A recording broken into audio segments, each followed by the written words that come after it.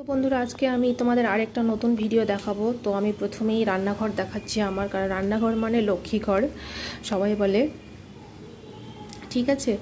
তো এতদিন যাবত আমি ঠিকঠাক ভিডিও দিতে পারিনি, একটাই কারণ, একটা আমরা ভালো প্রবলেমে পড়ে গেছিলাম। তো প্রবলেমটা যাই হোক বলছি না, আমি পরে বলবো তোমাদের।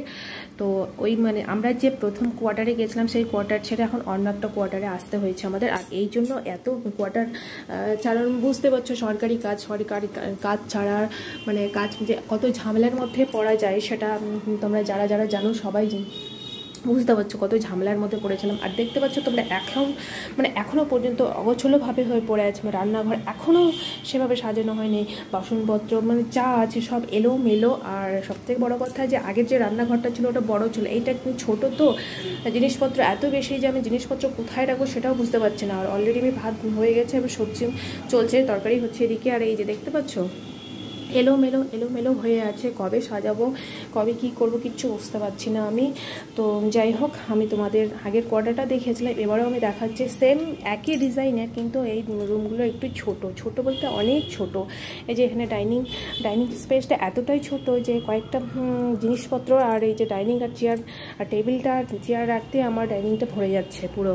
দিয়ে জানলা, এই জানলার ওপাশে রাস্তা, একদম রাস্তা, আর পাশে একটা ফুল গাছ আছে, খুব সুন্দর ফুল গাছটা, কি ফুল গাছ জানি না, ফুলগুলো খুব সুন্দর। এই যে তোমরা দেখতে পাচ্ছ ফুলগুলো কিন্তু খুবই সুন্দর, এত সুন্দর ফুল। সত্যি প্রথম যখন আসি, হয়ে গেল মোটামুটি এক সপ্তাহের মতো, তখন ফুলটা বেশি ভালো ছিল, এখন ফুলটা একটু নেতিয়ে গেছে। আর এইদিকে দেখতে পাচ্ছ এইটা হচ্ছে বাথরুম, আর হচ্ছে এখানে একটা সিঙ্ক আছে ডাইনিংয়ের মধ্যে, এই যেখানে হাতটা ধোয়ার জন্য। আর এইটা হলো বাথরুম। যাই হোক, তোমাদের সব কিছুই দেখিয়ে দিচ্ছি, যদিও বাথরুম দেখানো উচিত নয়, তবুও তোমাদের দেখিয়ে দিচ্ছি আমি। আর এটা হচ্ছে আরেকটা বেডরুম, ঠিক আছে। দেখো বেডরুমের অবস্থা এখনও সাজানো হয়নি, পুরো এলোমেলো হয়ে আছে, ঠিক আছে। বিছানাপত্র কিচ্ছু করা হয়নি এখনও, জাস্ট এখানে ছেলে পড়াশোনা করার জন্য এর একটা রুম। আর এই যে এখানে আমার ঠাকুরকে তো বসাতেই হবে, কারণ ঠাকুরকে জল ভোগ না দিলে কেমন হয়। তারা ঠাকুরটা শুধু কোনোরকম বসিয়েছি, আর যা অবস্থা সবগুলো এলোমেলো হয়ে আছে। এই যে তোমরা দেখতে পাচ্ছ কিচ্ছু সাজানো হয়নি আমার। কদিন যে গেল মনে হচ্ছে একটা ঝড় বয়ে গেল।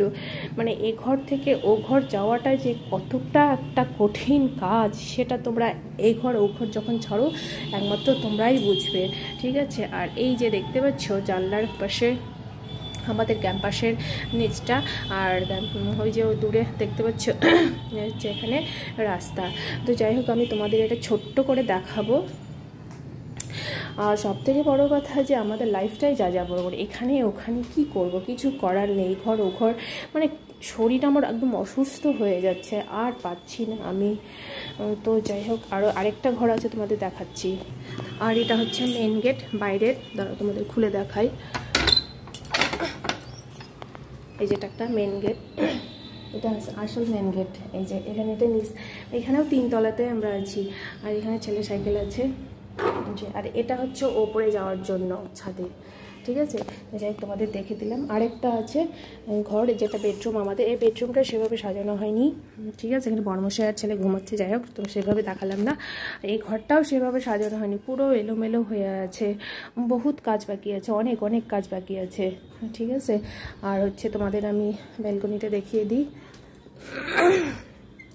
এই যে ব্যালকনিতে যাই হোক প্রচুর কাপড় টাপড় আজকে ধুয়ে দেওয়া হয়েছে। আর নিচে হচ্ছে একটু অপরাজিতা রেখেছি, আর এই যে কি বলে সন্ধ্যা ফুল, ঠিক আছে। আরও আছে ফুল গাছগুলো ছাদে রেখেছি, এই যে এগুলো। আর এই হচ্ছে এই যে ব্লু কালারের অপরাজিতাটা, খুব সুন্দর লাগছে না, দেখতে পাচ্ছ।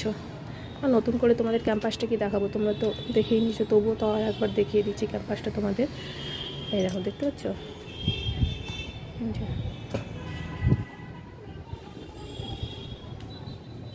দেখলে সব।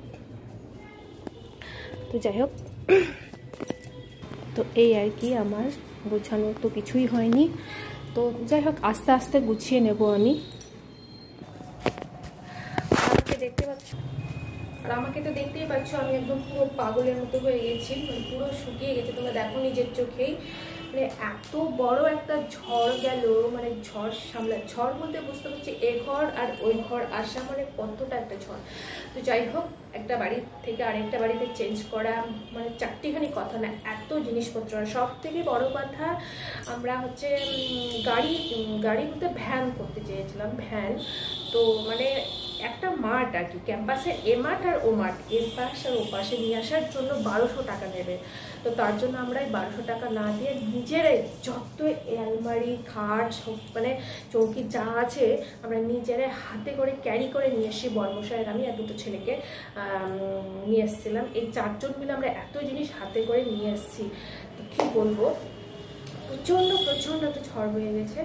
তো যাই হোক, এই জন্য তোমাদের সামনে আমি ঠিকঠাক মতো ভিডিও দিতে পারিনি। তো আমি এবার মোটামুটিভাবে একটু ফ্রি হয়েছি। এরপর থেকে আমি তোমাদের সামনে নতুন ভিডিও নিয়ে আসবো, বড় নাচ নিয়ে আসবো।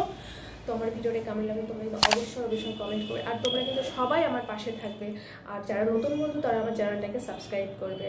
টাটা, এখানেই শেষ। তোমরা সবাই ভালো থেকো, আমিও ভালো থেকো।